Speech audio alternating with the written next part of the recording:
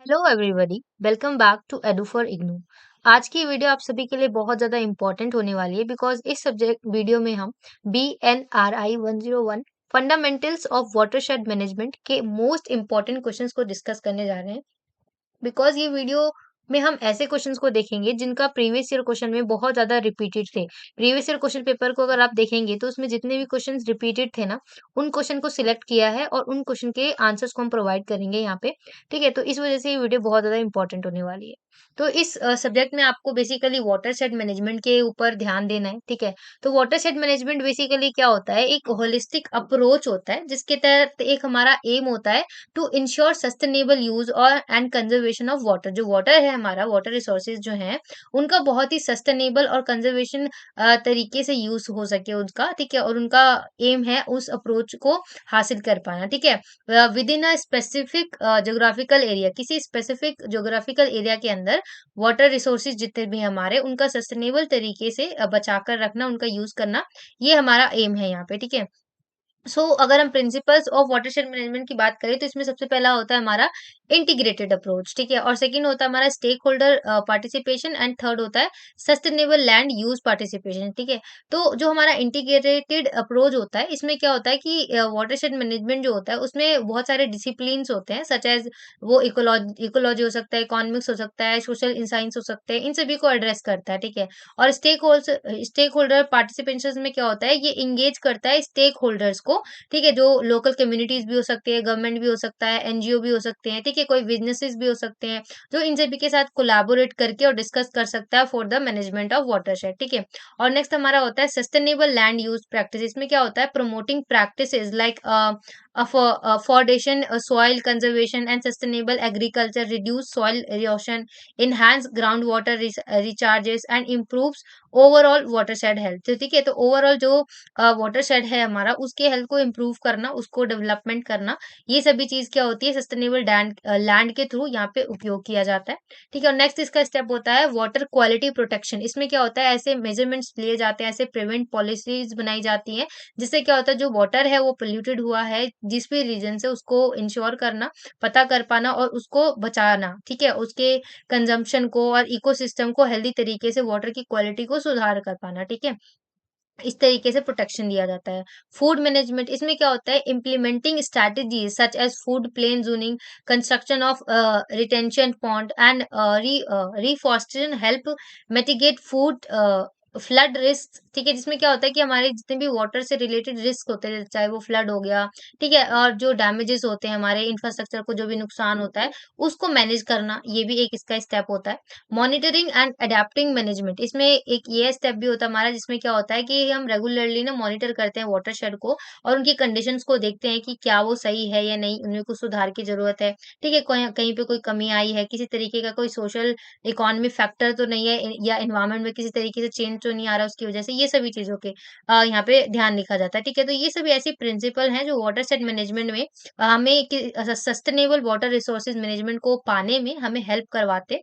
ठीक है, और मैनेजमेंट को आगे बढ़ाते हैं। ठीक है, तो these are the main points. ठीक है, in water and management. Next question आपको बहुत ज्यादा इंपॉर्टेंट है, जो अगेन बार बार क्वेश्चन पेपर में पूछा जाता है कि आपको डिस्कस करना है common guidelines for watershed development 2008 के अकॉर्डिंग। ठीक है, तो इसके अकॉर्डिंग अगर हम देखें तो वाटरशेड मैनेजमेंट के issues by the government of India provide a framework for sustainable watershed management, जो कि 2008 में जो इशू हुआ था इंडियन गवर्नमेंट के थ्रू, वो प्रोवाइड करता है एक फ्रेमवर्क जिसमें वाटरशेड मैनेजमेंट को ध्यान दिया जाता है।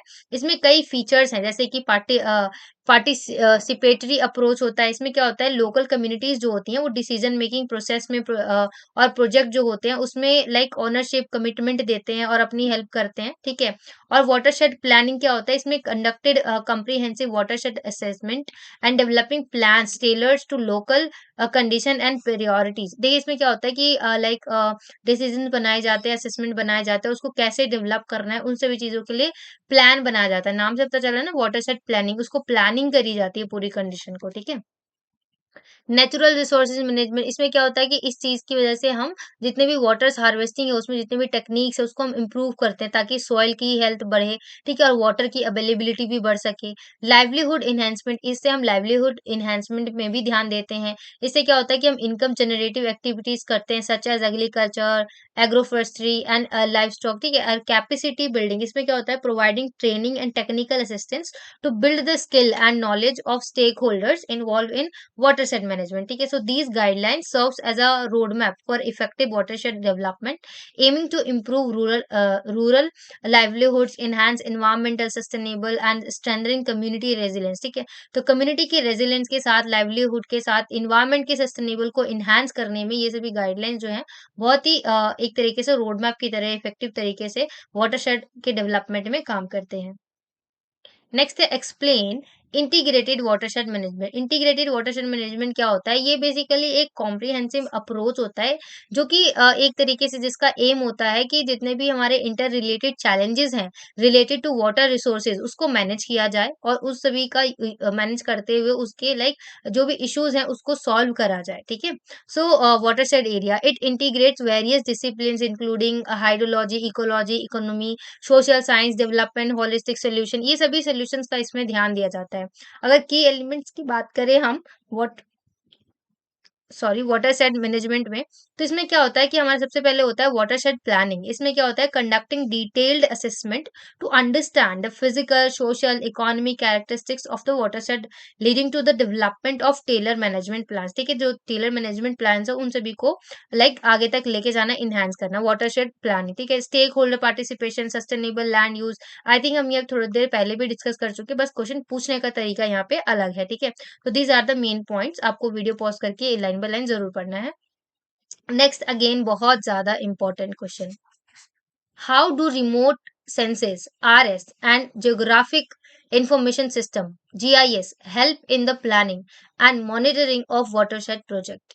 रिमोट सेंसिंग आरएस अगर हम बात करें और जीआईएस की बात करें तो बहुत ही इंपॉर्टेंट तरीके से ये रोल प्ले करते हैं in planning and monitoring of watershed project जितने भी होते हैं हमारे, उसको प्लानिंग करने में, उसको मॉनिटर करने में, ये दोनों चीजें जो है बहुत ज्यादा इंपॉर्टेंट वैल्यूएबल एक तरीके से डाटा हमें प्रोवाइड करती है। इन द प्लानिंग फेज अगर हम बात करें तो जो हमारा रिमोट सेंसेस होते हैं वो अलाउ करते हैं to collect all the datas कि हमारे कितना लैंड कवर हुआ है, कितना लैंड यूज हुआ है, सोइल का टाइप क्या है जहाँ पे भी वाटरशेड हुआ है, ठीक है। और लार्ज एरियाज में भी हमें रिसोर्सेज का डाटा इकट्ठा करने में हमारा जो ये रिमोट सेंसेस है आरएस वो हमें हेल्प करता है, ठीक है।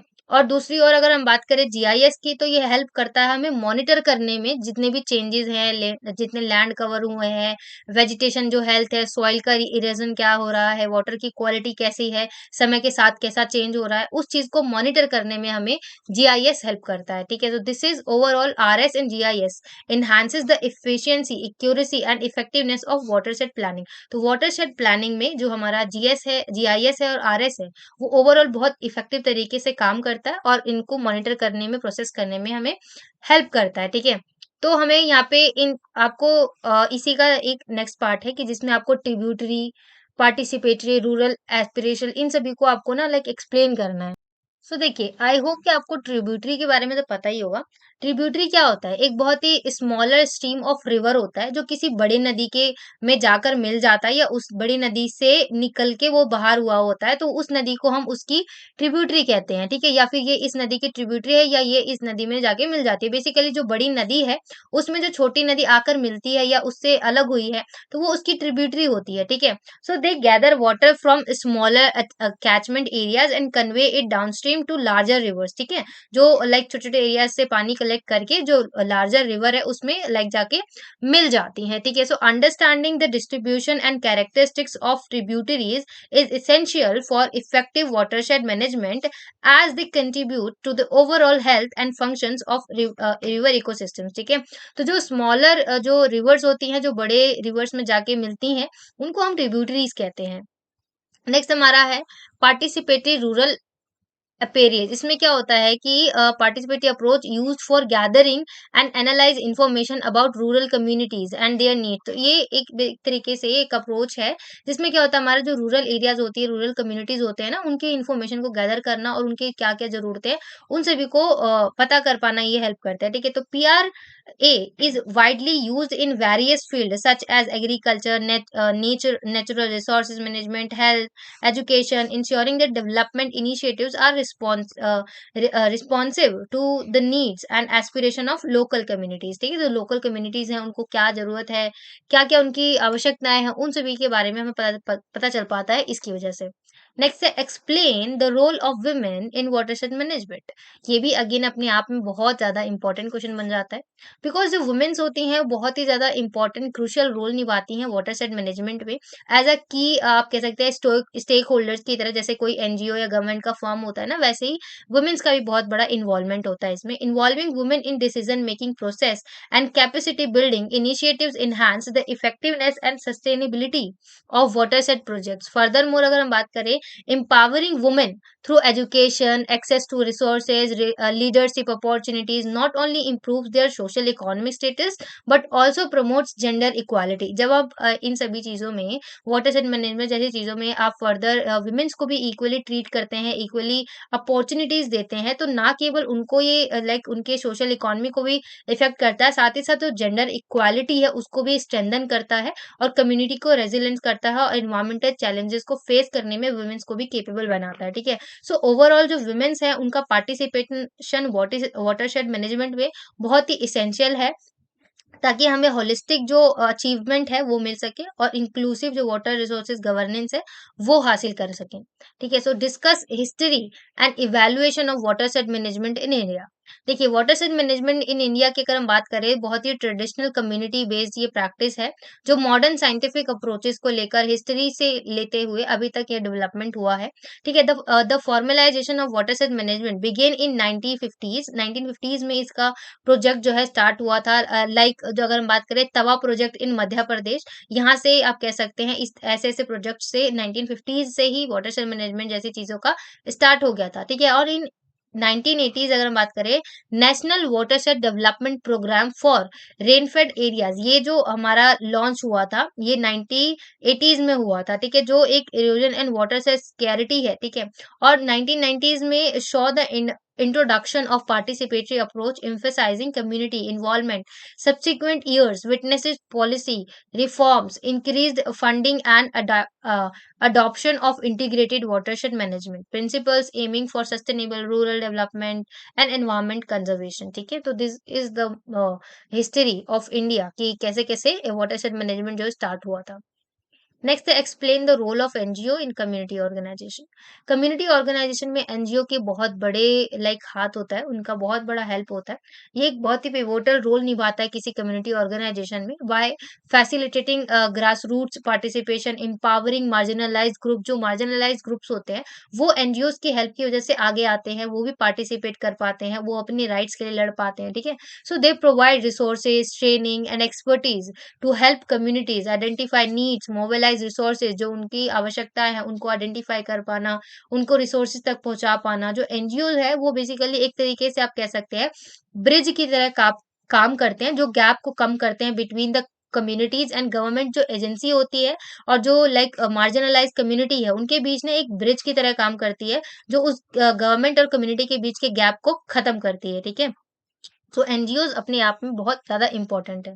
तो आपको वीडियो को पॉज करके लाइन बाई लाइन जरूर पढ़ना है। अगर आपको कुछ पूछना है तो आप कमेंट सेक्शन में लिख सकते हैं, और कोई ऐसा सब्जेक्ट है जिसकी वीडियो अगर आपको चाहिए तो आप उसके लिए भी कमेंट सेक्शन में लिख सकते हैं। And don't forget to like share and subscribe. Thanks for watching.